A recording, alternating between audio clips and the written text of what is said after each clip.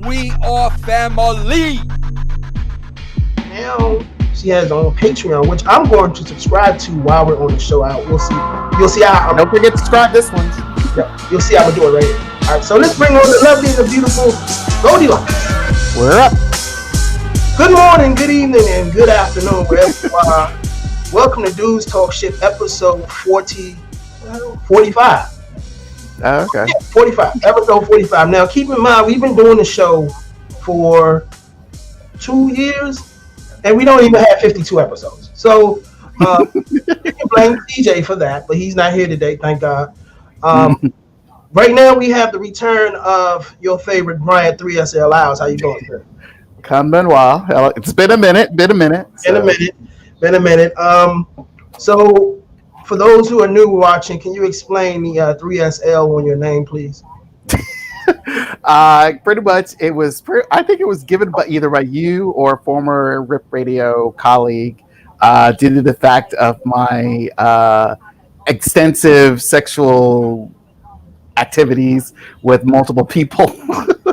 Yeah. At one time. So Brian 3SL. Okay, and I'm Trump, the good Trump. That name was given to me back in like 2004. And today I had South Beach Trump up there because I plan on going to South Beach in 2 weeks. But I should have put a question mark after that. But you should. Florida's going through some weirdness right now, just like Texas and California. So I would question that. Yes. We have a very lovely special guest. I saw her before we went live, and she is stunning. Yes, she is. And gorgeous. And we're going to talk to her in just a few minutes, but we got some real catch up to do. If you haven't seen it earlier today, the Washington Redskins are changing the name. Well, they haven't made it. Thinking about it. So no, now we're. Well, here's the thing. So now we're getting to our other podcast show of No Filter Sports. Since we haven't done that in a while either because there's been no sports. The name change right now since FedEx and I believe another big top corporation it was deciding, pretty much forcing them to say, hey, either change the name or we're out. FedEx is one of their biggest sponsors since Daniel Snyder owned the team. Because as you can tell, hey, their name is right in front of their stadium since it was originally known as the former owners stadium. Jack Cook. I try to remember that. I am an old man, as you can see the gray. The name itself, I went through some stages throughout the Redskins' history, being originally from Boston, and they were known as the Boston Braves. And it kind of, back in the 20s and 30s, everybody had the same nicknames as their baseball team since baseball was popular. So, around 1930, the mid 1930s, they decided to change the name from Braves to Redskins. I heard you went to those games, didn't you? Say again? I heard you went to one of those games back in the 30s, didn't you? I'm not that old, dude. You're thinking of maybe one of the 420 guys. I don't know. So when they moved over from Boston down to the Washington area in 1937, that's when we get the Washington Redskins. It's been known for history and all that stuff, and we know about the owner of the Redskins at the time with being a racist and things of that nature. As of now, here's the thing: the stir up of the changing of the Redskin name wasn't just around now. This happened even back in the 90s. Yeah, this has happened before I was born. Right. So yeah. Yes, black don't crack. So around the 90s, it wasn't just the Washington Redskins, because at the time frame, the Atlanta Braves and the Cleveland Indians, especially the Cleveland Indians with their Chief Wahoo logo, was everyone was going up in bananas about it. And since the Redskins and the Braves were the two most popular teams, two with most winningest teams at that time, everyone just went nuts and just started saying, hey, you need to change the name. So they kind of, now the thing is like they kind of back off of the Braves. Cleveland a couple of years ago decided to remove Chief Wahoo logo off of their branding and just have the big C as their logo, which I still think is stupid. They could just recreate a new logo in some form or fashion. But the Redskins still remain the same. Now, when Daniel Snyder owned the team in '99, he animally said, "I'm not." Everyone kind of hinted, "Are you going to change the name? Are you going to say, nope, I'm not. This is history. This is what we are." And then, surprised that every 5 years since he's owned the team, everyone's asking, "Are you going to change the name? Going to change the name?" So now we get to 2020, and now he's kind of like, "Okay, you're being pushed into a corner." And I feel like this has got to the point where, as for me, and what I've read reports on about the name change or who he's talked to, who the Redskin organization has talked to, especially if it's a quote unquote offensive to Native Americans, he has asked Native Americans, "Is this offensive?" And it has been reported that pretty much a good high percentage felt like no, they don't care. So as of right now, it's kind of like, okay, it's like a whole group of people who forcing the Redskin organization to change the nickname, where it's offensive to a bunch of people who are not offended by it. Well, here's the thing. Just like, you know me, I'm not one to get into all the politics and all that BS. I care, but then again, it's like life is too short to be too serious about too many things all the time. But I will say this: just change the name. Just change the name. And you can just be over with it. That's it. Change the name, and that's my quick feeling on that. So, well, let's put it this way. Before ending this, I feel like changing the name. I've seen like online a lot of unique name changes. Of course, the Miami University of Miami, Ohio, they used to be known as Redskins, and they ended up changing their name to the Red Hawks. So that's one of the possible name changes or suggested name change for the Redskins to still have, if you want to still represent or honor Native Americans in some form or fashion. That's one of the names. Another name was Warriors, of course. How about change it? Just drop the skins. Just call it the Washington Red. That's Washington Red. Yeah, because look all skins, change the logo, and boom, the Washington Red. End the story. I make quick changes. I ain't for all that going through channels and stuff. I'm the owner. This is the name. This is what I'm going to be next. Well, but everyone calls them the Skins. So why don't we just one of them was like call them the Pigskins, or Betty had here. I don't know if you saw this. Megan Good did a show like 5 years ago. Did the TV version of Minority Report. And she had this T-shirt, a nice T-shirt, that said Red Cloud, Washington Red Clouds. And it was honoring, surprisingly enough, I looked it up, and it was honoring an actual Native American named Red Cloud. So you could have named the Washington Red Clouds if you go that route. Well, yeah, look, I don't like, no. Stick with the red. Let's stick with the red. All right, so look, let me get into this, and then we're gonna bring our special guest on. Okay, so I'm old. All right, you are. Old. I'm older. I'm younger than you, but I'll be 43 in September. Okay, so look, I'm in my nostalgia phase. Okay, I'm in the phase where I want if you're gonna bring all of my old TV shows back, do it right. You know what I'm saying? Like Voltron and shit, and that came back. That was good. Now they bringing Transformers back. One of my favorites that my father used to watch all the time, they brought back, and I watched it last night, Unsolved Mysteries. Okay, Unsolved Mysteries on used to be on NBC with Robert Stack. Remember that dude had that creepy voice? Well, he was Elliot Ness a long time ago, but I don't know who Robert Stack is. He scared the shit out of me back in the day. My father, you know what I'm saying? That Unsolved Mystery thing would come on. Yeah. And you know the way he used to talk shit. So I watched it last night on Netflix because they brought it back and doing a remix. I said, okay, I can't wait to see who's the host. They're gonna have that creepy music. Brian, they did it completely wrong. There was no host. The music was a remix of the 80s music, and the first case they introduced was not scary. I turned off all my lights, You know, I got the you trying to get into the mood, right? I wanted to be scared. They didn't scare me. So now I'm not watching anymore. They messed that up. There's another remix of something, a remake of something they're bringing back that was back in my day in the 80s, early 90s. I forgot what it was. But no, for those of you who heard about this Unsolved Mysteries reboot, leave that shit alone because no, I was highly disappointed. Yeah, well, because now since CBS All Access is they've introduced their second season of The Twilight Zone, and so they're trying to compete with that. Like, I don't think you can. I mean, because I've seen the first season of Twilight Zone, I haven't seen the second, but they did some very unique stories on Twilight Zone, and I really enjoyed that first season. Unsolved Mysteries, I was kind of like, it depends on the story. I wasn't really fully into it. And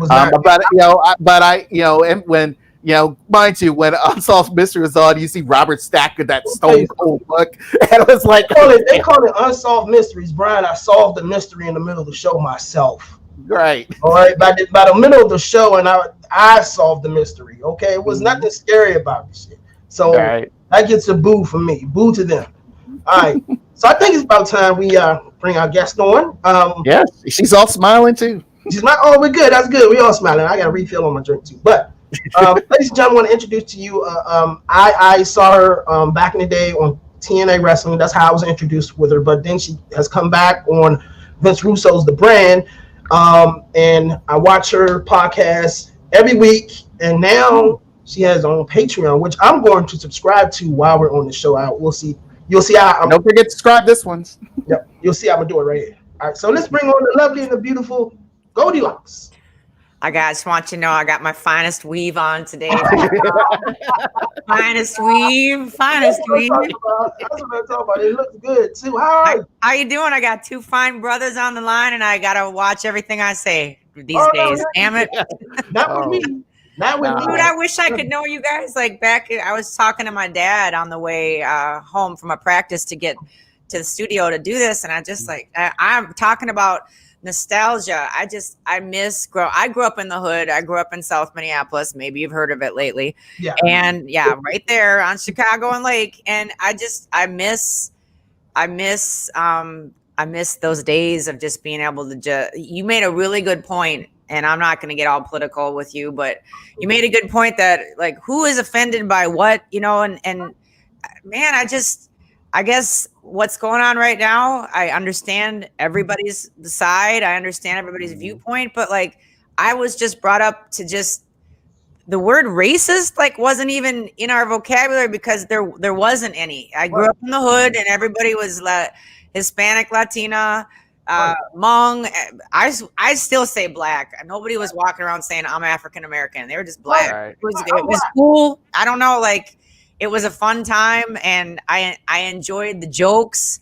I wasn't offended by women jokes or white jokes, or I miss it. And I got to tell you a cool story. Last night, after we had a new cat that's auditioning for bass.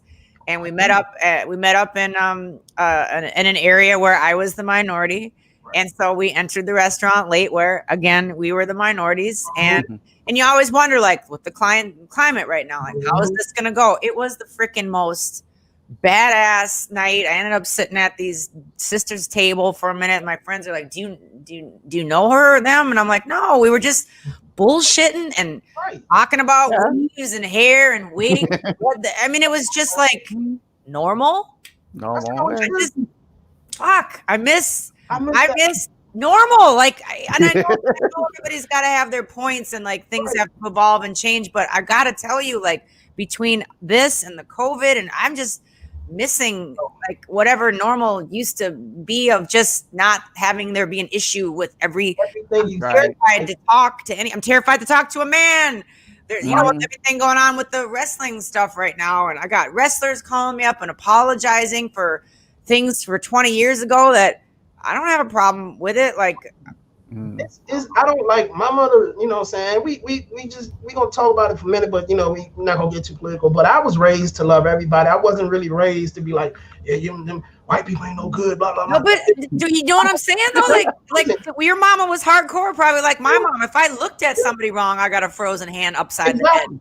My mother told me that, hey, black people can be racist too. You love yes, they can. Everybody can be. Everybody can. You know what I'm saying? So when I see now, it's a lot of marches and things going on. I understand that. You know what I'm saying? A lot of things for a good cause, but it's getting to the point in some circles where it's becoming nitpicky. Right. I agree. You know, like somebody said this, and you can't express a thought now. No. Without getting tortured in the media. No matter your color, you know, especially now with the white people, like you can't say something and you don't mean it to be racist, but you're racist. That's come on, man. I mean, come on, we gotta stop. We gotta. No, it's gotta just like. Yeah. I don't care if you've got Trump. I don't care if you've got. I don't care. Like that's your opinion, and you have a reason for your opinion because of what happened to you up until that point. I can't match your life experiences. I can't relive your life for you or what's happened. You know, you mentioned about your sexual experiences or whatever your I can't. That's your life, and you are entitled to calling yourself what you want to call yourself or having the opinion, whatever you've seen through your lenses and your childhood and how you've been programmed and what's happened. Like I can't change that, nor should I, or should I want to.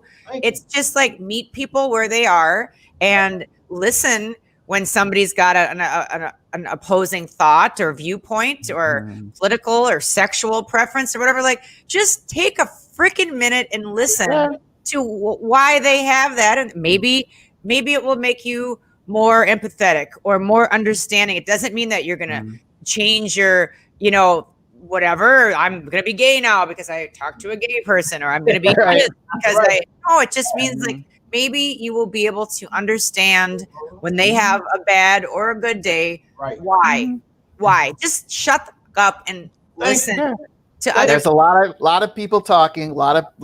Everyone's talking. No one's listening, and that's just listen. About it. Just listen. Yeah, I agree. And I'll be 43 September 10th. I don't know how much longer I'm going to have on this earth. Nobody does. And I'm not trying to go out and get stressed. I'm trying to get fun, drunk, whatever. You know what I mean? I'm trying to have fun. Well, I'm glad you took the time to make up your nappy ass bed in the background. I got this. You know what? This is good. I got this off Amazon for $99. Word. It's silk. It's soft. Oh, now stop it. That sounds inviting. Hey, look, you can see over there. I'm not gonna point the camera that way, but if you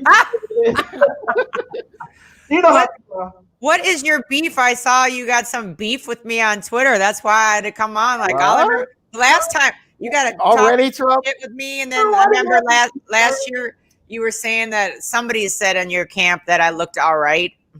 That was TJ. That's the other It had to be him. There's a reason he's not on here now. I don't see his broke ass on this podcast. I didn't have a beef with you. It's like to me, it felt like you went off on me when it was TJ. It wasn't me. I'm like, why she mad at me? I didn't say he said it. Oh, jeez. I don't see no TJ. I got to crush it. See, this is why sometimes I really think, Trump, you need me back on to smooth everything out, keep everything calm, you know, keep the peace. Brian, isn't Brian a cutie? Brian's a cutie. Now he's gonna be smiling the whole show. I know what time it is. I got y'all's number. The whole time. But speaking of, so let's get into this a little bit. Your band.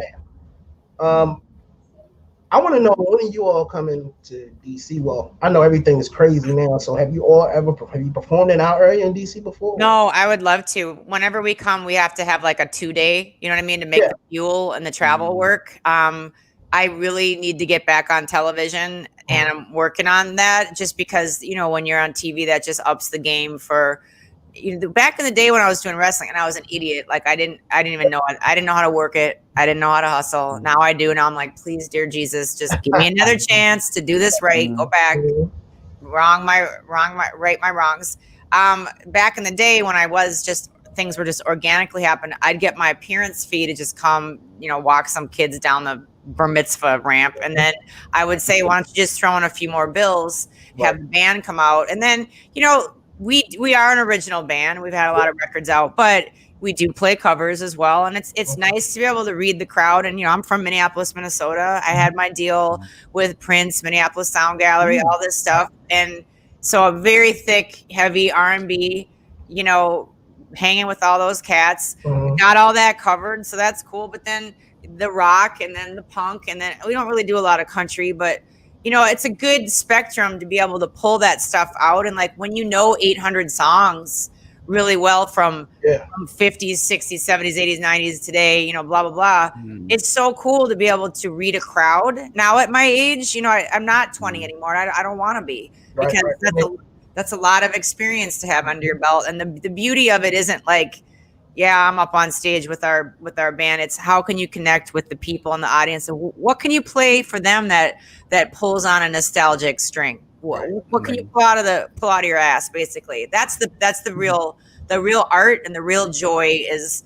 So we can't wait to come back, but we do have a new single that's out. Love to plug it real quick whenever you allow. Please do, yes. Okay. Put the little ticker across the screen, man. Put that for anybody that's watching, like I just have one call to action for you today. Of course, Patreon's awesome, but this one's more important because it's called All to You. It's on YouTube, All to You. Just Goldylocks, Goldy. It's on actually Vince Russo's channel. He was kind enough to host it. And it's for suicide prevention. You got Claudette King, BB King's daughter is in it. Tupac Shakur's cousin, Revelation is in it. Bobby Cabs from 38 Special, Chris Henderson from Three Doors Down. A lot of WWE, a lot of wrestling royalty, WCW, James Storm, Alan Funk, Chase Stevens, all these great people in it for suicide prevention. If you could just if you're hearing this, Mother Trucker, just go over, hashtag just stay. Hashtag just stay, saw you on Dudes Talk Shit. Like that would be a win-win for suicide prevention, for Dudes Talk Shit, for us. Like that's what we like. We like to roll out stuff that is a win-win, being transparent. Like, look, everybody, every cause is being promoted. And that's what I was going to ask people today. Just please go over and just give it a thumbs up, give it a thumbs down, do something, shit on it. I don't care. Just give us a comment. It helps us. We're gonna if you don't mind, like maybe toward the end of the show, maybe we can play it if that's okay. It's brutal, sure. It's like dying in it, but okay. No, I mean it's a wake up call. You know what I'm saying? It's a wake-up call, and it brings awareness to a situation that's even. We're talking about the pandemic and everything, okay? But you got people who are dying. More people are. How could you not? How can you, people? We haven't played a show since March. You got wrestlers who aren't working. You've got independent contractors. Thank you for putting that down on there. You've got all this stuff going on. People are blowing through their savings. They're not making any money. And then there's people that are just fine and they have no idea what the rest of the people are going through. And I've got people saying, well, if you had a real job, and I'm like, you know what? Screw you. We have people that perform elective procedures for surgery that are nurses and doctors that are laid off. So just shut up and realize that there are a lot of people out there. Dude, I'm like a resilient cockroach. Like I have wavered during the COVID, like because I'm looking at my same white ass in the mirror every day. I'm not tan. I'm not doing the things I do. I'm not around my friends. Shit's closing down here again. We just got word that all of our shows are going bunk.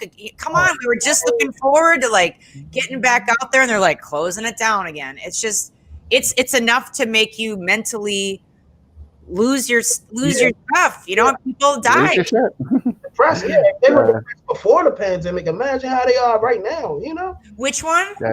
If they were depressed before the pandemic, imagine how they are now. You know what I'm saying? No, it's hard if people don't know what to expect. Brian, I cut you off. Brian. No. I kind of agree with the fact of because we've done other shows and we've interviewed a lot of healthcare workers and their mental state it's just just dropping every set and you see it. Surprisingly enough, you do see it on their Instagram sometimes. It's kind of like they try to get happy, but then again they fall off for somewhere to use it, and that's why we keep saying, hey, check your friends, check your family members. Yes. Make sure they are okay. The video has a lot of comments on it that people are leaving, and then people who literally have found the video for whatever reason on their own go there and see.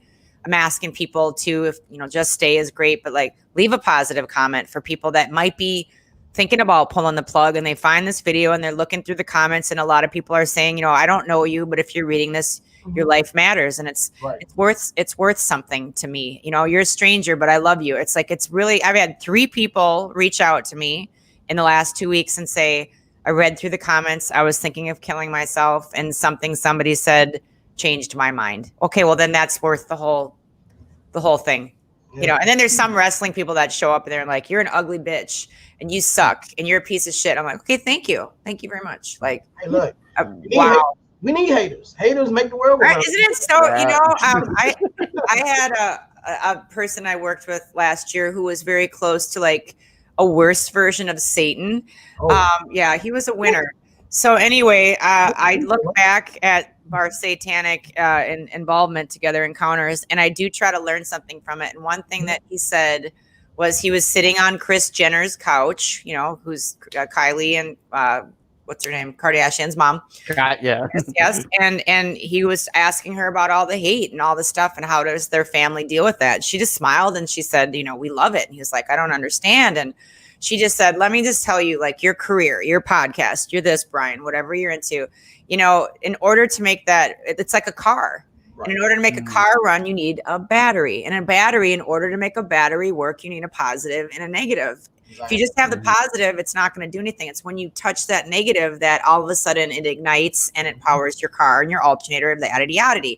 So that's a really beautiful thing that at least I can say I got something, good from all of the abuse that I withstood for a while dealing with this business person. But that's a good analogy of, I don't even really see the hate anymore. No. Once in a while it affects you, but I don't really see the positive either. I just see, okay, people are here. What's the next thing, guys? Like, what are we working on next? And when you were talking about people are offended by the Redskins, or they're this or they're that, like, who's really offended, whatever. Like, when I start hearing all of that stuff, this is what I think. I think you got too much time on your hands right now. Like, instead of focusing on a fucking name, right? Okay, I hear you. I get it. Plenty. I'm a woman in the entertainment business. I got you.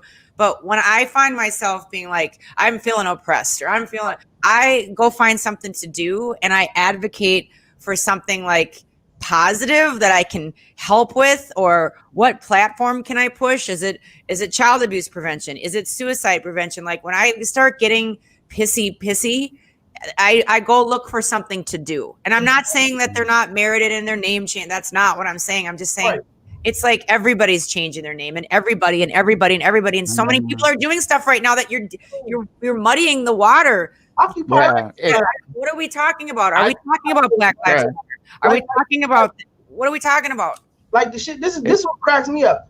And every time this shit happens, this is why I'm on Twitter, but I'm not on it daily. I don't, scroll. But I'm wondering, how in the fuck is 2020? How in the hell do you scroll way back to 2012 to find out what somebody said? How much time do you have? No, but do that? You guys, I look at some of the stuff that I gotta watch what I say, but I look at some of the stuff and I look with an open mind, and I'm like, okay, like, where is it? Like, it was 15 then. I mean, the cancel culture has running rampant to the point where, like, the cancel culture. That's what this is. It's like you say something from a long time ago, and now it's getting to the point where we need to get rid of it now. And it's like, well, wait a minute. Don't get me started. Yeah, I know, Trump, calm down. But that's the sad part is now. It's like, if something's bad now, we don't want it anymore. We don't want any more negativity. And I'm reminded lately of this movie, of all things, a Disney movie called Inside Out. And it was about this little girl, and mainly it focuses on her emotions within herself.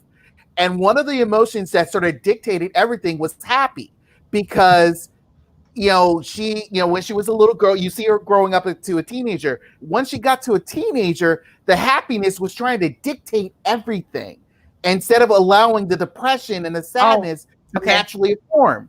So, and that's what everyone is doing now. Everyone's trying to, we need happy everywhere. And it's like, well, how can your emotions handle happy all the time unless you're high all the time? That doesn't make any sense. That's for some people. Yes, for some people. So to me personally, it's like, it's like the happiness, you got to have a balance. And if you're going to dictate the world all happy, trust me, I don't think no one will be happy if you're forced that way. That's an interesting point. I deleted a tweet that I had just because I'm like, this is just somebody's going to have an issue with it.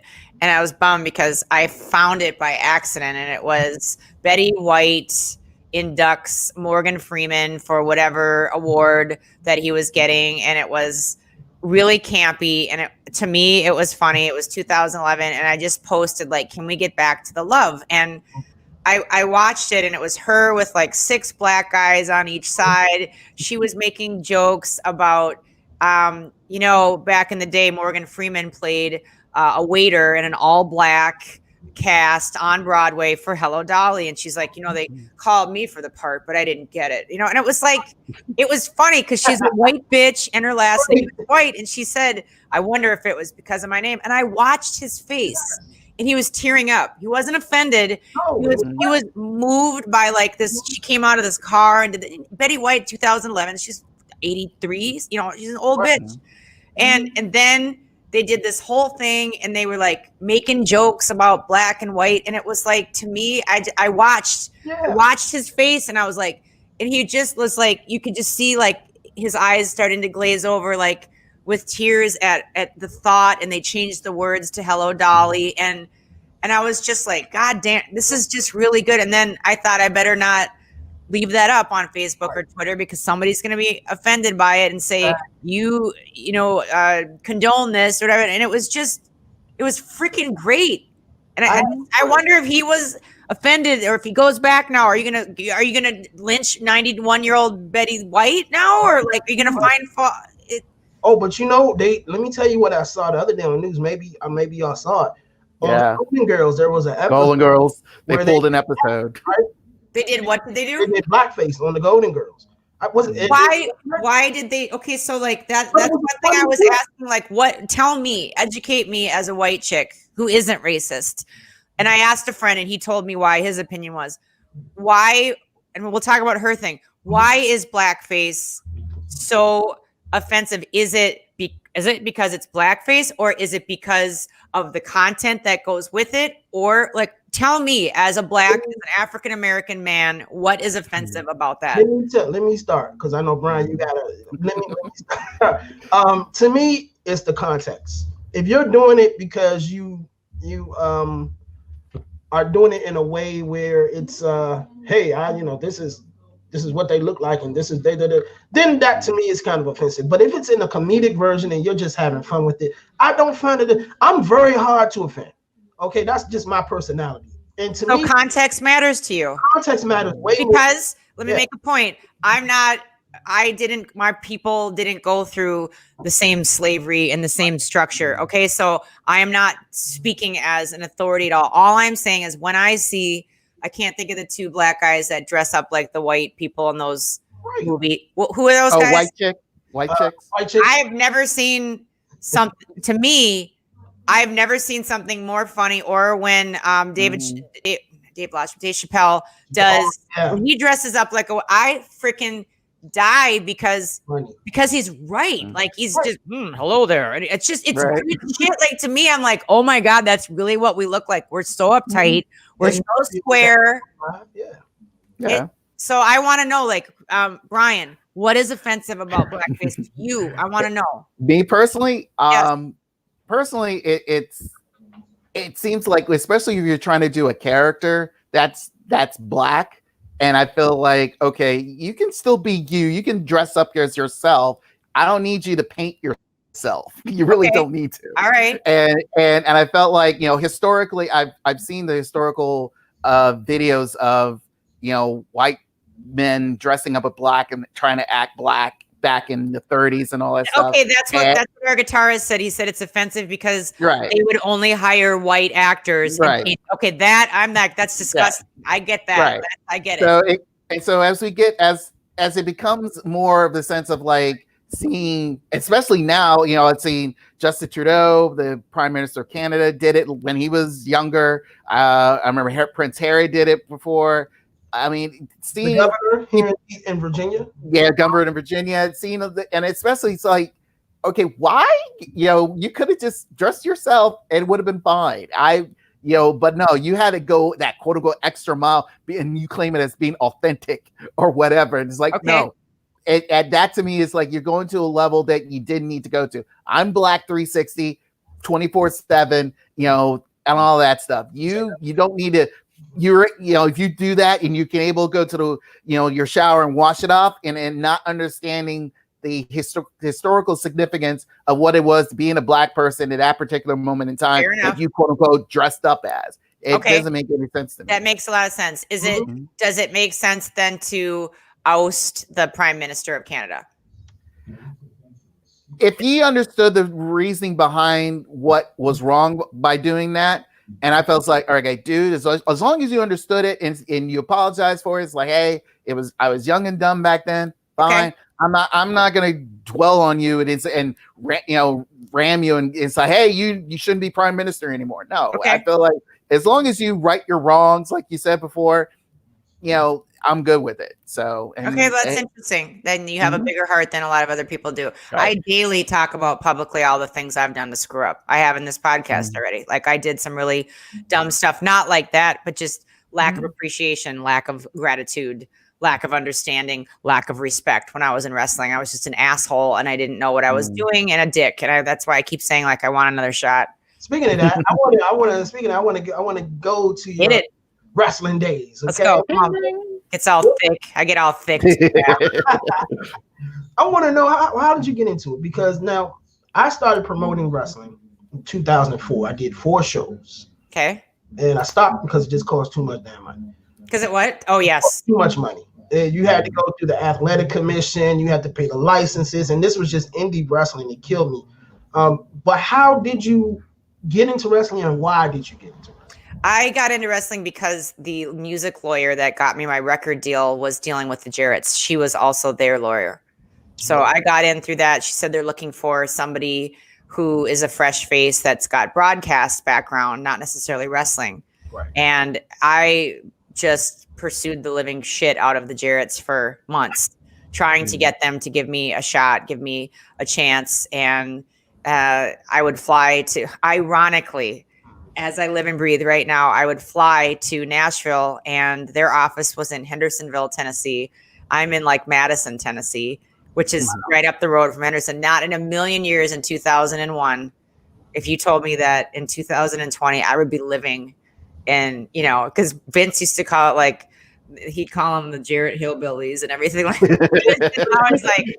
He was always like, shooting on them for being hillbillies and idiots and everything like that. It's so hardcore. And I live literally like probably 10 miles from Hendersonville, Tennessee. Crazy. Oh, Minnesota. Is that a culture shock? Well, I moved from Beverly Hills, so you tell me. Oh, shit. Bel Air, Beverly Hills, and Century City to here. And I mean, it's hard because, I get where people are upset right now. And it's just like, there are a lot of beautiful people here and there are a lot of really ignorant people. But then in Minneapolis, there's a lot of people that are a different way over there. It's just people are going to be people. There's a majority of this in a pocket. There's a majority of this in a pocket, itching the weave. And you just have to kind of go with the flow. But like, there are some people here that they're so, it's not Nashville. I'm just saying like where I am right now in like a suburb, some of the people are so ignorant that you can't even talk to them. Wow. It's not even worth it's literally, my mom used to say, you're just wasting your breath, Goldie. And I'd be like, and that's what it is. Like, there's no way they're going to ever stop, Brian, and listen to you. They're not even going to hear your point. Like, I can hear somebody's point and say, okay, I hear you.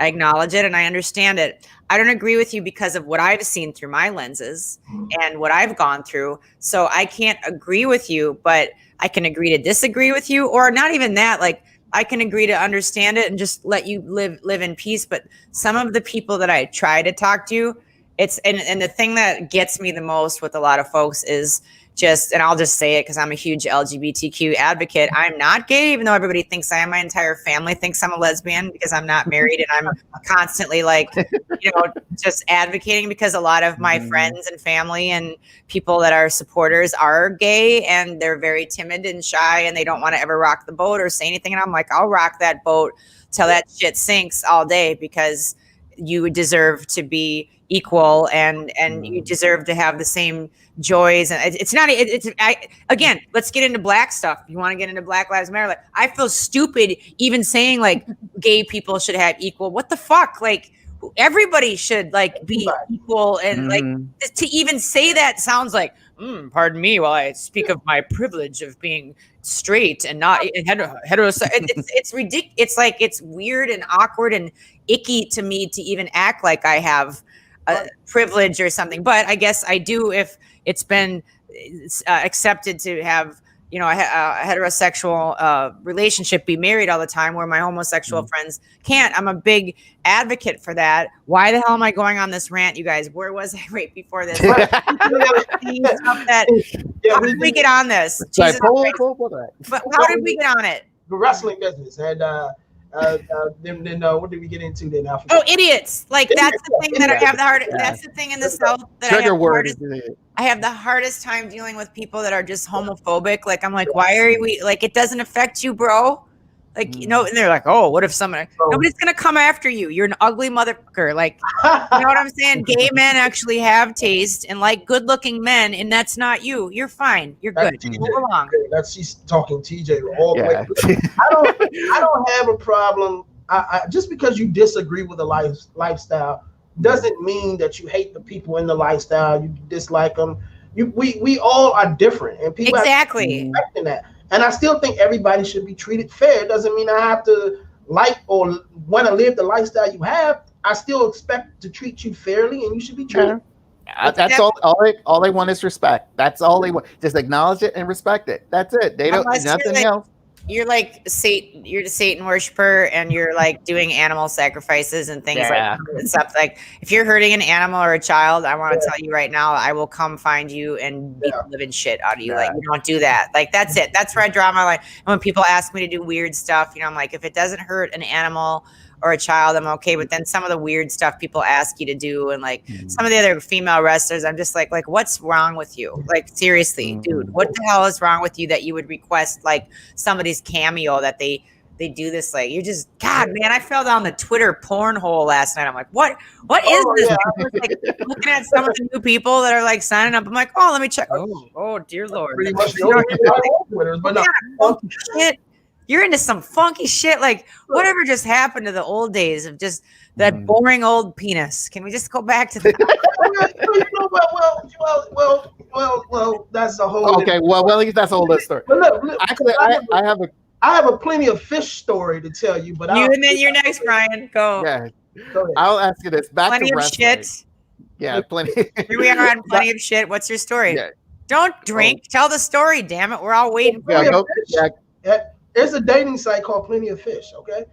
And we call it Plenty of Fish. We call it Plenty of something else. But so I met this girl, all right? And we went out, and things went good or whatever. If you go on a first date and you want to have sex on the first date, that's your prerogative. I'm not hating on nobody to live your life.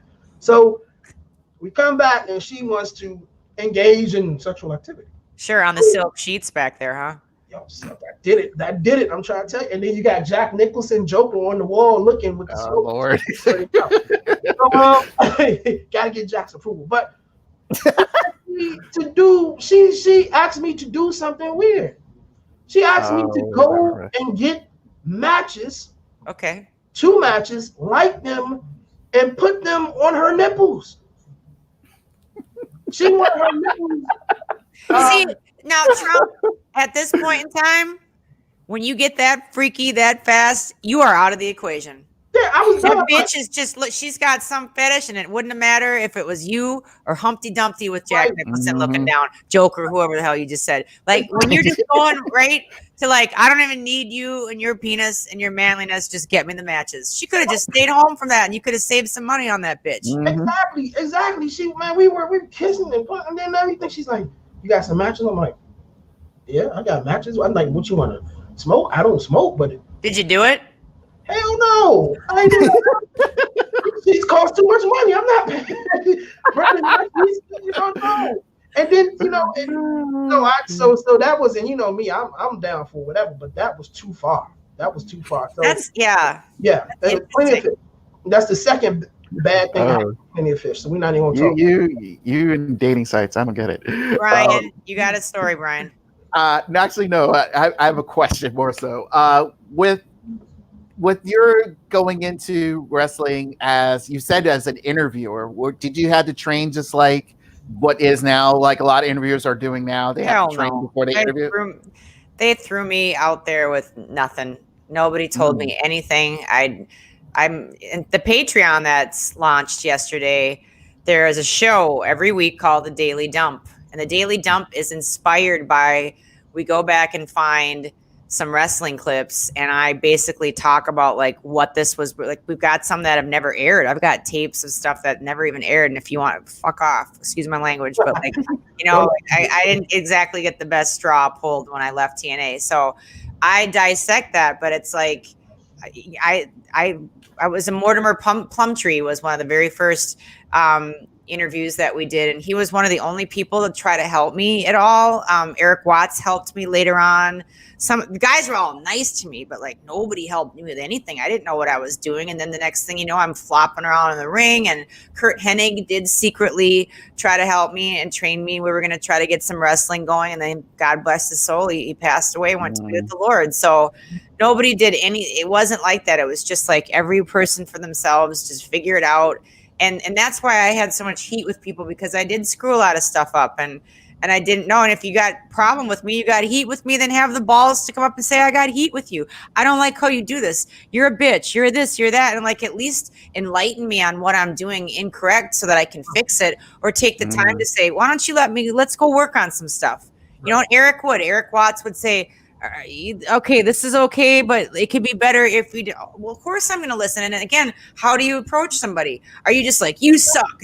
Or are you like, you know what? I saw what you were doing back there. And if you just added this, it would, oh man, it would really push it over the just help somebody out. Don't just talk shit. Don't just talk shit. Like, talk fix. Try to do something to help somebody out. Like, first off, it's going to make you feel better, because you're just not. Second of all, like, I got no time to talk behind.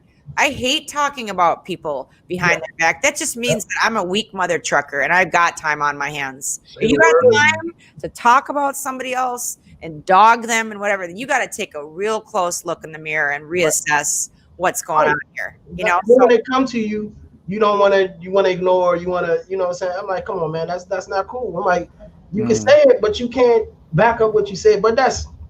Yeah. I want to know. No, to answer your question, Brian, I had nobody trained me, nothing. I had no idea. And like this Patreon stuff, when I'm going back, like I cried like 2 weeks ago. I literally like got just emotional during the COVID, I guess, more so PMS-y than ever. It's like every day is PMS. And I cried because I watched some of the promos that I did with Vince, and I'm like, these are really good. I don't even give myself any credit for how good these were when I had no direction.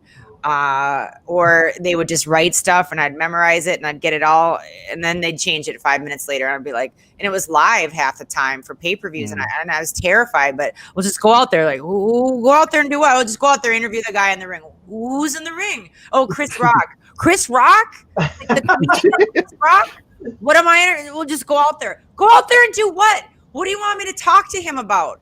And Jeremy Borash was just like, hey, blah, blah, blah. He would just roll this stuff off of his tongue. Like, didn't matter what. Jeremy could just talk bullshit about anything. And that's why he's so good. And he's still relevant today and working, because he could just interview anybody about anything. And I'm like, Chris Rock, you want me to go out and, ladies and gentlemen, Chris Rock. And then what? You twat. What do you want me to say? Nobody told me. And then they're like, that was terrible. I'm like, because I kept asking you, what do you want me to talk about now?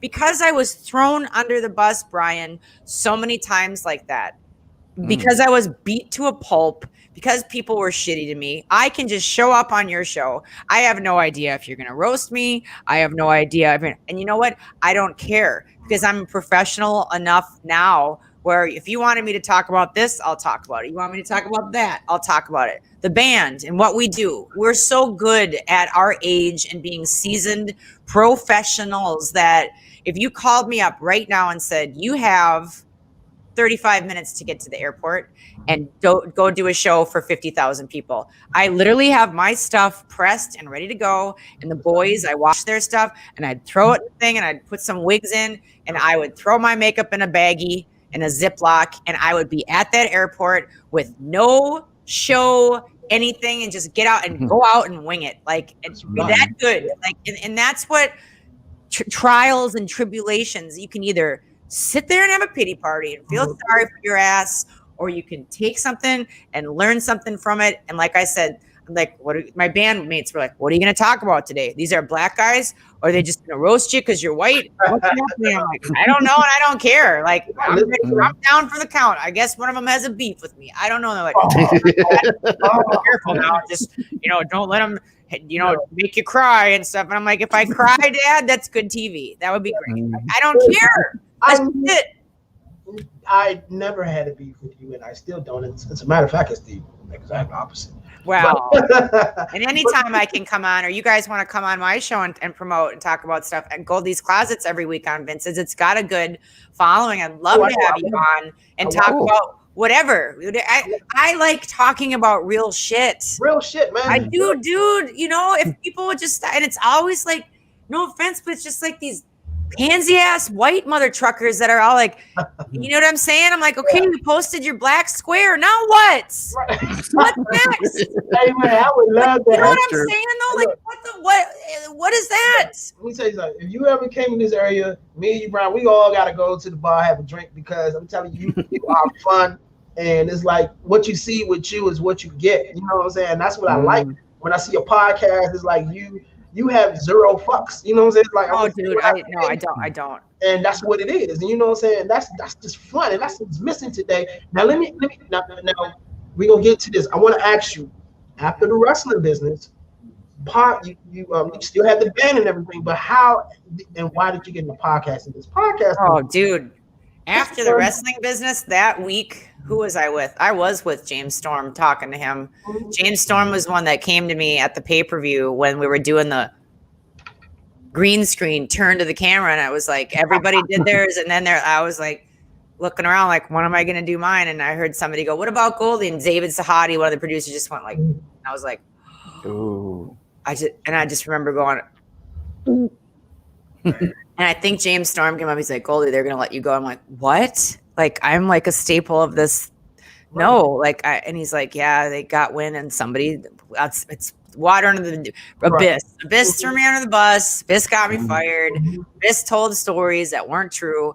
Whatever. I don't care. I'm done. Maybe I would have stayed and died or something. Maybe I would have taken a bad bump and broken my neck. Whatever. It didn't happen the way that I wanted it to. I got fired. They let me go. Jeff Jarrett was like, you're a liability. I'm like, but I didn't say those things that you're firing me over. It doesn't matter. Goldrin, you're a liability. We're a big company now. I got to let you go. If things change in the future, the door is always open. Yeah. What door? They're not even existent anymore the same way, that they were. But I remember getting fired that day and just wondering, like, James came up to me. James is in all to you. James is the star of the video. Like, still talk to all these guys that were good. And I was like, why would you lie and say all this stuff about me? It's not true. That's not how it went down at all. And if I was going to sue the company, I would have done it years ago over some real sexual harassment shit. But I let it slide because by suing, it wasn't even TNA I would have been suing. It was somebody that was aligned with TNA that was sexually harassing me. And I'm not talking about like, I'm talking about some shit.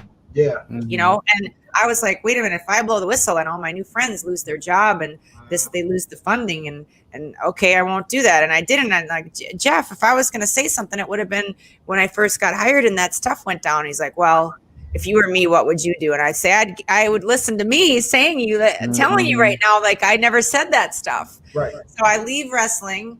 I go back to my hotel in Nashville. the publishing deal that I had gets renewed, and it was horrible. And I'm like, I can't sign this deal. This is signing away my stuff forever just to make my piddly. No, I'm not going to take that. Lose my record deal. And then shortly after that, the IRS came after me with questions, and I did nothing wrong, but I was guilty by association to some people in Hollywood that I was working with. And they're like, but your name's on the blah, blah, blah, blah. And I'm like, oh my God, this is not happening to me. And they're like, yeah, you have to pay back like $375,000 by the, and I'm like, what? Like, no job, no record deal, and then this. And I'm just like, I just remember feeling like I want to die. Yep. I didn't want to tell anybody that I got fired from wrestling. I kept saying, oh, they're not using me this week. They're not using me this week. Fired. I didn't want to tell anybody, oh, you lost my record deal. Like, there's no radio play anymore. Everything, publishing, nothing. I lost everything. And I was spending my money like it was coming in forever and ever. Like, not saving anything, blowing through dinners, whatever. And it was so terrifying. And I ended up just like flat on my face in a low income housing hood. Like, I mean, we're like just like some sketchy people living here. And I'm just like, what is going on with my life? It was horrible. And I had some hooker, her kid kept coming to the door and complaining and saying, she came to my door saying, are you calling the office? I'm like, bitch, I'm not, does it look like I'm in a place to call anybody? I'm like, I got nothing here. I'm like, just get lost. And then knocking on the door again, like, you got a problem with me? I'm like, trust me, sister. If I had a problem with you, I would let you know. Now, good day to you. Kept knocking on my door. Like, finally, like, chick wanted some drama. No, she wanted drama. But a couple weeks later, and this is part of my talk when I talk to kids in schools. A couple weeks later, that door, and I opened up. There was no peephole in that hood. I swung open that door, ready to just tell her off, and it was one of her kids with a rumpled up old pie tin with some shitty old Reynolds wrap on the top. My mama made some extra shepherd's pie and wanted to make sure that you had some food tonight, Miss Goldylocks, here. And every night for months, whatever they had left from their WIC and their food stamps, they made a little extra plate for me in that same old crumpled up pie tin. I'll never forget it. Her pimp came to me and said, yo, and I'm like, well, don't even knock. Trust me. He knocked down the door and he said, yeah, we got this old, I don't know what kind of car. It was a Sebring or something. The windows were permanently rolled down on it. There was garbage bags, duct taped to it. The brakes would not, the brakes were constantly down. You had to bungee cord the brake from the back of the headrest up. Yeah, I know what you're saying. You know what I'm saying? If you wanted to use it, you push down. He's like, look, we got this gimmick. It's got insurance on it through all the other hoes. Yep. If you want to, what you're talking about, I already know. You want to use it, Miss G. We know you're in a hard spot. I'm like, oh hell, all right. And I hear you. I hear what you're saying, dear Lord Jesus Christ. From Beverly Hills to flat on your face, and you best not judge any hooker, hoe, pimp, scallywag, whatever Dave Chappelle was saying. You better not judge anybody, because it was those people who made sure I had a car, who made sure I was fed. And then she started giving me, one of her girls was starting to get out of the business and do cleaning of houses. And she was like, you want this house? I'll kick it to you. And I said, as long as it's cash, because the IRS has got me, And that was the getting fired from TNA, losing everything, having that experience. The story that I just told you changed my life. And I wish that sort of disarray on everybody, because boy, does it make you realize who you are and who you've been looking at, talking shit, looking down your nose all these years. You might want to rethink that. Rethink that, because you never know when it can happen to you. Or who's gonna help you guys? And then the podcasting, Vince called a few years ago and said, I want to talk to you. And I'm like, oh God, I got this idea. Okay, so it's like how it's done, but you're like a white Robin. You know what I'm saying? And then just like talk shit back to me, just let me have it. And so we did it for a while, and then we actually got in a big blowout on the air on one of those. I saw that episode. Oh shit, man. That was and then people are like, oh, that's a work. I'm like, oh, really? I saw that episode. I saw that episode. I thought he was going to bury me for some stuff that he knew. And I told him, hey, bro, on the side, you can type in like, Goldie, I'm just with you, and I like, why didn't he's like, I didn't know I could do that. I'm like, well, now you know. I think with Vince, and I don't know him personally, but I do know him, and I was a guest on the show, and I actually tried to get him on here, but the schedules just weren't, Vince, from what I can see, just likes that natural reaction. He does. Love that, yeah. If you're gonna dig up some old skeletons on live TV, that's what I was afraid that he was. He was like, I would never. So we didn't talk for a little while, and Stevie Richards actually reached out and helped mend that. We had, and I tell people, we had a blowout. I ended up slamming the laptop down. I'm like, I'm out of here, and I thought, damn it, that's the last time I'm ever gonna talk to a lifelong friend. And then Stevie's like, well, let me try it. I'm like, I don't want to talk to him. And then like he called me. He actually called me. He was real cool.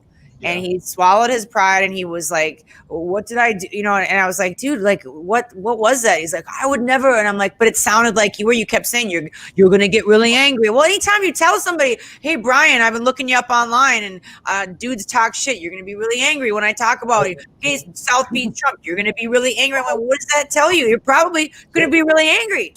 I'm like, I don't want to be angry, Vince. I told you, don't bring it up. Oh no, you're gonna be. I told him like 12 times on that podcast, dude. I don't want off the air. I don't want. He kept pushing because he wanted that reaction. Yeah, but his conversation was real cool to me. So one thing about Vince, and then we're gonna get into the Patreon, and then we're gonna get to play this game real quick. And I thank you for taking the time out. You know it, brother. Being on here tonight. We're not gonna hold you too longer, but one thing about Vince that, and like I said, I don't know the guy personally, never been around him. But I think we all have a sense of good people. I think you can tell just by just kind of watching somebody, maybe you could be wrong, but that they're good people. And I think Vince is a very genuine person. That's why I subscribe to his podcast. That's why I'm entertained by his shows. And then when he brought you on, I was like, she's a firecracker, but she's has zero fucks. And that's what I like. You know what I'm saying? She's going to tell you what it is, whether you like it or not. And it's not going to be anything phony. And that's why I just subscribed to Goldylocks Productions on Patreon. That's the wrong one, you mother trucker. Huh? I told you.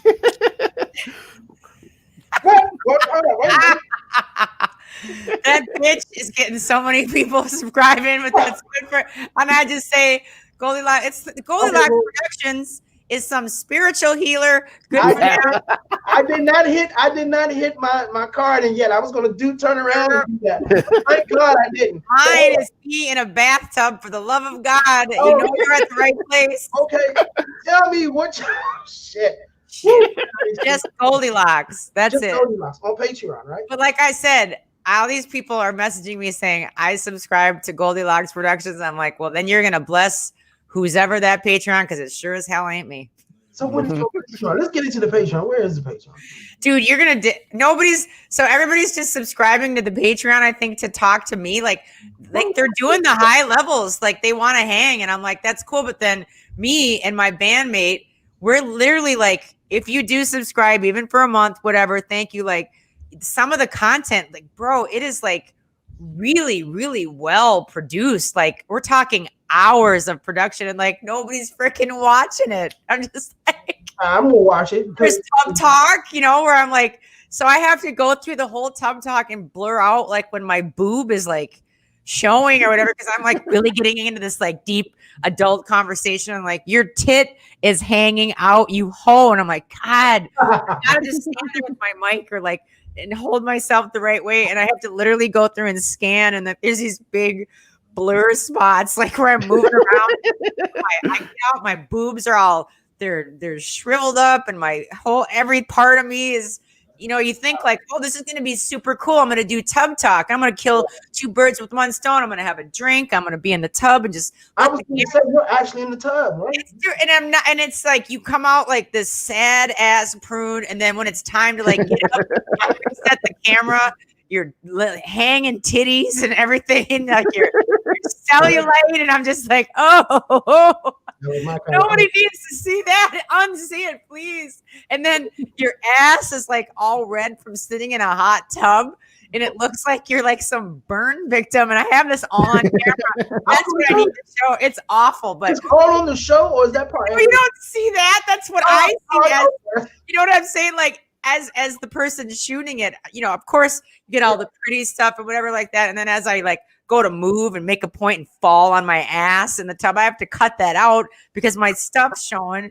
Like I said, and then here's this woman like getting up with all these suds hanging off of her boobs, and it's the stuff you don't see that's really funny. That could be an extra pot. No. As long as my mama can see it and laugh, and I can show my dad, I'm good. And then anything else I'll leave that to the other girls doing their thing. God bless them, making it really freaking hard for the rest of us. Here's to you, ladies. Those are the ladies on OnlyFans. Here's to you, ladies. You know what? Just be a total hoe, and then at the end of the day, just me too. Fuck you. Exactly. So there's no more confusion. Or if you subscribe on Patreon, where do we go? Patreon.com/Goldylocks. Okay, so I'm on the app, right? Because I'm also subscribed to Vince Russo. So Thank you for that. Yeah, I love it. It's entertaining. Now I'm doing a search for Goldylocks. Maybe I just need to go to Patreon now. Patreon.com/GOLDY. All right. I'm doing it live, y'all. So I just want to see Goldylocks. That's it. Looks like here. I'm just gonna go to Patreon. Patreon.com/Goldylocks. Right. Come on. Where's the sideways thing? Yeah, it looks like Gee, it's so nice when your phone doesn't work and you subscribe to Sprint. The worst. There it is. Network and okay. So 18 or older to view this content. I know, right? Well, I put that because it's got Tub Talk. That's what it looks like. There's me. Okay. See, there's Tub Talk. There's the Daily Dump where I'm on a toilet. That's it. All right. So you have to scroll down to see that first video. So and you know what's cool too? The sizzle reel is really great, but there's another thing that I'm doing for like the Sexy Locks tier, and that is it's behind the scenes for so every month I do probably more than every month, a couple times a month. I do lingerie, I do intimates, but it's like Sports Illustrated vibe, like PG-13. It's nothing like I don't like holy shit because that's not classy, and I needed enough help with the class. So I do these shoots, and I've got an affiliate site. So if you guys ever shop on Amazon, I'm gonna give you the link, and you don't even have to buy the stuff that I suggest. It's just once you're inside the hub, anything you buy from your car to your carburetor, I get credit for. So I tell people, like, I plant the seed, like, just remember Amazon.com/shop/Goldylocks Rocks. And then it's cool. Like, it totally helps me out. But I do these shoots, and then I put up another camera where you see me actually doing the photo shoot because I'm a photographer and have a studio here in Nashville. And it shows you, like, all trying to look sexy and look all hot, everything like that. My shit's hanging out, whatever, my muffin top. And if I just ate, have a food baby, and I'm like, okay, just like drape the sheets just like this and like cover. And it shows you how I do it. And then it actually shows taking the photo. And then the photo, like, I have 3 up right now on Patreon for the Sexy Locks tier. And they're really hot, beautiful pictures, but you get to pick one of those and it gets signed and sent to your house every month. And it's like, there's a lot of guys. First off, it's cool because you were a part of the experience. It's really interactive. And then you get to pick which picture that you want. Like, I like to do that. I don't want to just do the Patreon to go through the motions. Like, I actually care about people, and I'm honored that anybody would give me $1, $2, whatever. It's like, that's a really big deal. And like you said, I say it like it is, but I'm also here to, like, really give you your money's worth, because what we're really selling at the end of the day is, like, friendship and connection. And I dig people, and I love freaking talking to dudes, especially, who might need a little help with confidence, who might need some help with their game. And we did a chat the other night, and it's like, you can just tell where people are sitting, Brian, and where they might need a little extra love or a little extra encouragement. And, hey, man, have you ever thought about doing your hair like this? Or, in the higher tier, get a video call with me. Brian, perhaps you need to do a new hairstyle, Brian. What's that? I said, Brian, perhaps you need to do a new hairstyle. Well, I mean, you don't have too much hair. All I have to do is cut it. You're an asshole. Hence, it's his ventures on Plenty of Fish. So no, I do that for fun. But look, let's get the game. What's the game that we're doing? Oh yeah, let's get into the game. As you can see now, I have officially become a Patreon. Goldylocks. I am very honored. I am not Goldylocks Productions. Thank you. Not the spiritual healer. No, Could you imagine? Right now. I'll let God be the end of that when I die. But let's see what game we got, Brian. Here we go. Okay. Thank you very much for that, Trump. No problem. Every month. I'm gonna say this little game is since it's about wrestling, since it's back your day, I want you to match either the wrestler with its finisher move, or I will mention the finisher move and you have to match the wrestler. I'll fail at this. Like I said, I want to go back in time and like redo it, but I'll give it a whirl, but I suck at everything. Well, so if you want to say like, here's the wrestler and who did they sleep with, then I would win. That's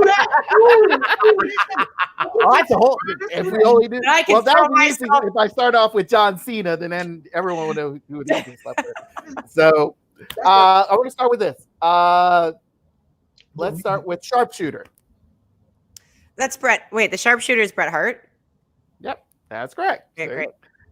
Trump, I'll give you this one. The outsider's edge. Who? The outsider's edge. That's the finisher. That's Razor Ramon. Okay. Is it? Yep. Oh, you got this way better than me. You're gonna give me he's giving me the easy ones. Okay. Let's see. Goldie, I'll give you the ankle lock. Oh man. It's not Kurt Angle. I don't know. Yes, it is. Is it really? Yes. Okay. All right. All right, Trump. I'll give you a wrestler's name. You give me the finisher. Diamond Dallas Page. Oh, Diamond Cutter. Okay. Goldie, I'll give you a wrestler's name. You give me the finisher. Triple H. Shit, that's an easy one, and I don't know it. What is it? Fuck the piss off. What is it? The pedigree. What is it? The pedigree. Do you know what? This is gonna sound mean. I've never heard that before. Oh. I've never heard that.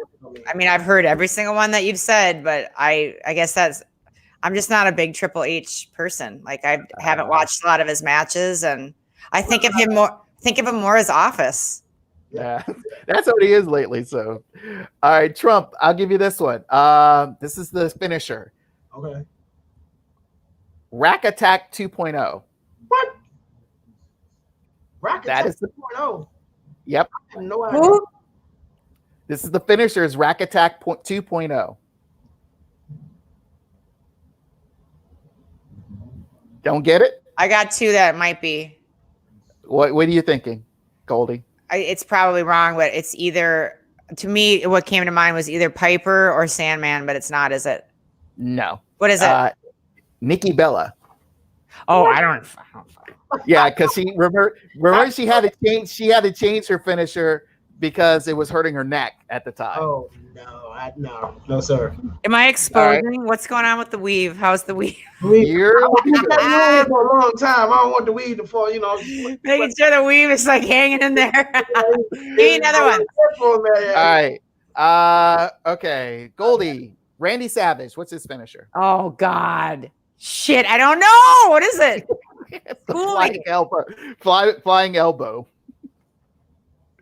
Top rope. You remember his flying elbow? I remember it, but I thought that was somebody else's.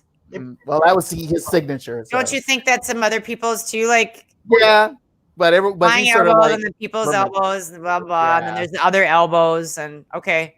Right. I'm not doing so good at this game. Yeah, Trump. Austin Aries. What's his finisher? I don't know. I don't know either. I don't know who Austin Aries is. Brain Buster. Who? It's a brain buster.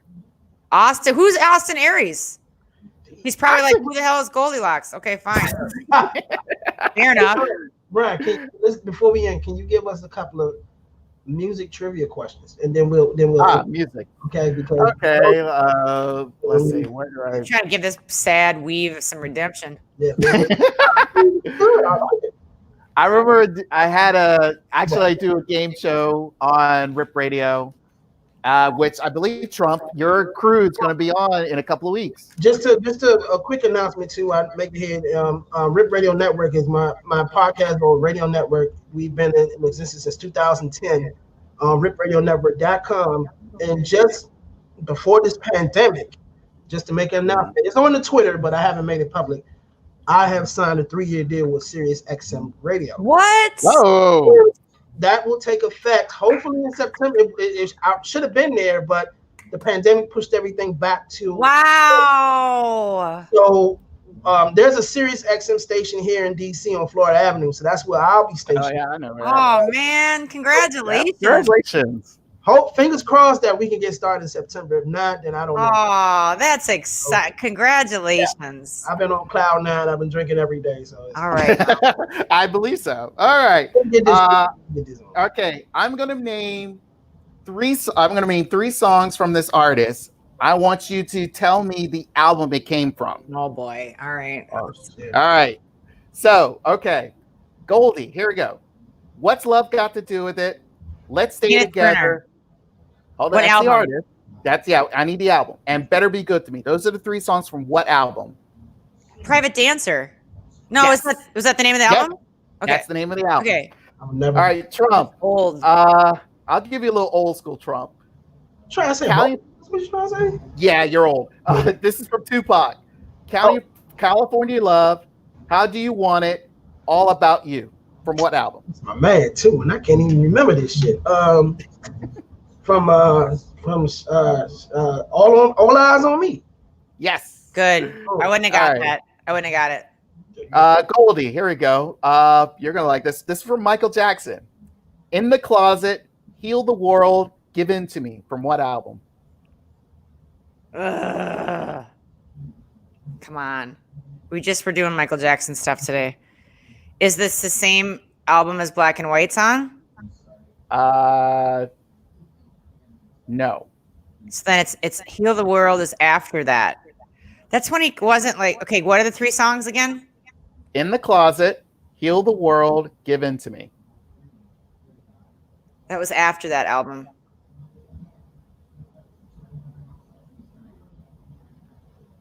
Is Man in the Mirror on that record? Yes, it should be. I think I don't know the record. Which one is it? It's Dangerous. That's the album. Oh, you know what? I'm going to tell you why I didn't know that.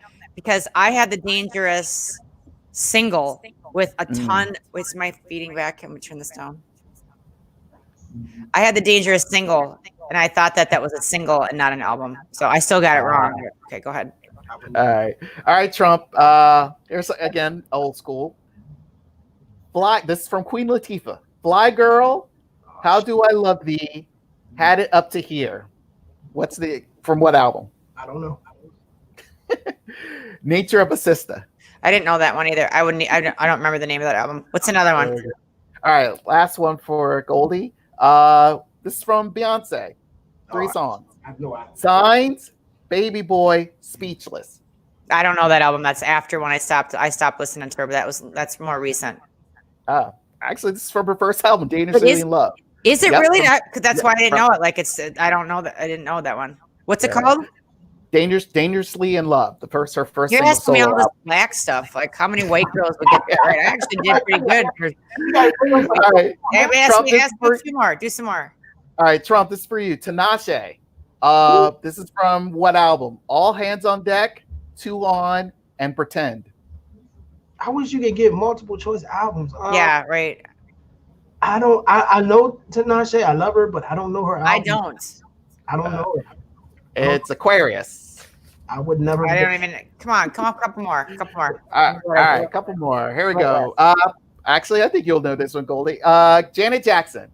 From these songs, Got It Going, Got It Till It's Gone. Sorry, Got It Till It's Gone. Go Deep, and I Get Lonely. From what album? Not from Velvet Rope. Yes, it is. Okay, all right, there you go.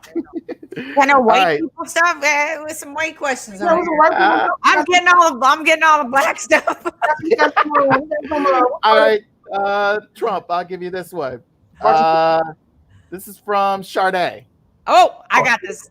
Come on. Right. Me and Trump are gonna do it together. All right, Sade. By Your Side, King of Sorrow, and Flow. From what album? Oh shit. I don't know. Goldie? Let me think of the name of the album. It was after her greatest hits album. Mm-hmm. It came after that, right? Mm-hmm. His first record was Smooth Operator, right? Isn't that the first Yeah, album? that was her very first. Yeah. And then Stronger Than Pride? No. Nope. That one, the one that you just said was after Stronger Than Pride, correct? Yeah, this is when she disappeared and came back. Okay, so what are the 3 songs again? 3 songs are By Your Side, King of Sorrow, and Flow. And then she did a greatest hits thing. I don't know which album is that one. Damn it. Yeah, it's Lovers Rock. Oh, and that's another, yes. All She's the queen. Like, that's my all-time favorite artist. Like, her stuff you can put up right now and it's gonna fly. Yes. Like, it's timeless. Those All people playing on that. You got any Erykah Badu? What do we got here? Yeah. Okay, one more. Actually, this is a Whitney song. You probably know Whitney. So here we go. Whitney, give me the Whitney album this is from. My Name Is Not Susan. I belong to you, and all the man that I need is from what album? I had all that stuff. Damn it. Do you know it? Trump? The Bodyguard soundtrack? No. No, hold on. My name is not Susan. I should know this because I had it. 3 songs again. Go ahead, Brian. My name is not Susan. I belong to you, and all the man that I need is from what album? You said Bodyguard, but that's not it. No. Shit. Let me go to Google. Come on, what is it? I'm Your Baby Tonight. Oh yeah. No, no, no, no, no. Yeah. No, no, no, no. I'm your baby tonight. Yeah, that was good stuff. The next time. So, Again, I had the single for I'm Your Baby Tonight, played that to death. Didn't realize that was the full album. Those are some good ones. Again, I don't see. I'm just gonna promote right on Twitter that y'all are racist.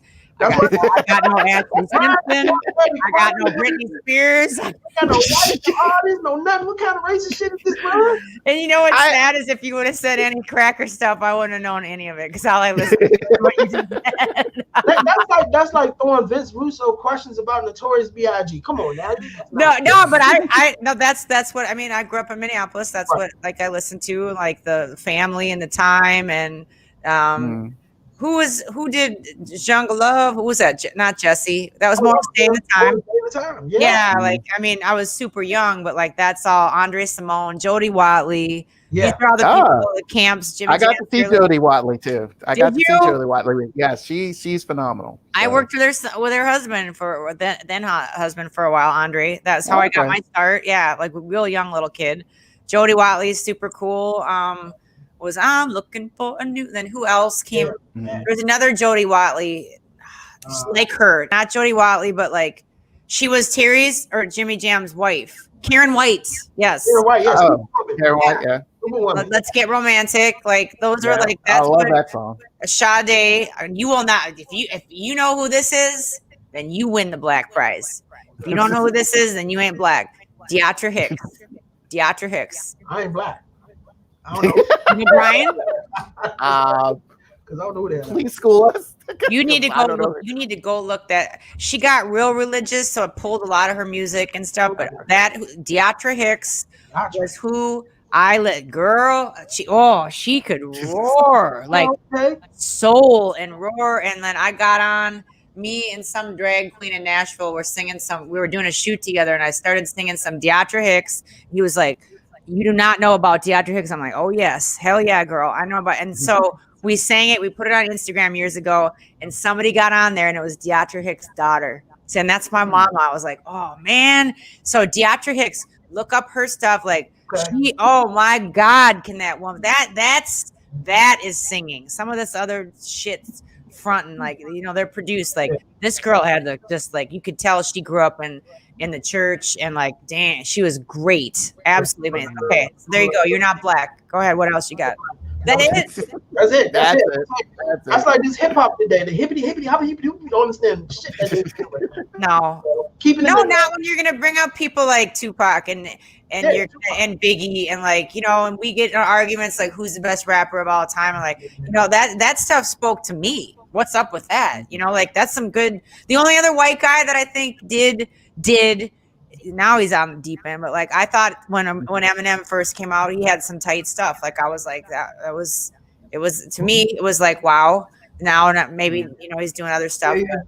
Yeah, he fell off a little bit. He fell off, but it's Tupac, is Biggie, and really that's pretty much it for me. That's all I really listen. I mean, '90s, I listen to all the '90s, but Tupac and Biggie, man, all day. Yeah. And melodic, and I do love Snoop too. I love Snoop, my man. I love Snoop. Love some Snoop Dogg. Like that's Kendrick Lamar. He's the closest thing that comes to them back in the '90s is Kendrick Lamar. Put on Kendrick Lamar. If you don't want to hear F in every sentence, Kendrick Lamar will spit some good shit for you. Yes, you're right. You're right.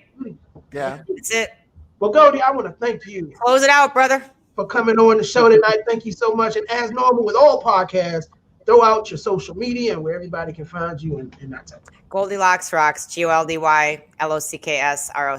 and please let me know when you put out whatever so that I can promote it.